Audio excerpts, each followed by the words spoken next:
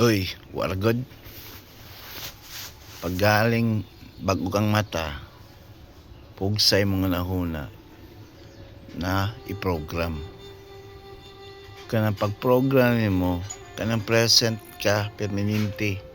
Dili past, dili pod future, kundi karong tak na kay nga naman ang maka benefits man good ikaw ra pag karong tak na manggug ka pag nahuna ma-avail nimong absolute happiness, excitement kay nga naman murag og nagbata permanente nagnahuna, present moment. That's why sila dili mahadlok, permanente malipay og excited. Practice na. Na lang mura kag bata balik pagkabata. Pero ayo pa nang isip bata. Basta ingana lang. Diba? Makakita ka sa result. Mapansin na nimo na adri kabaguhan. Di man eh.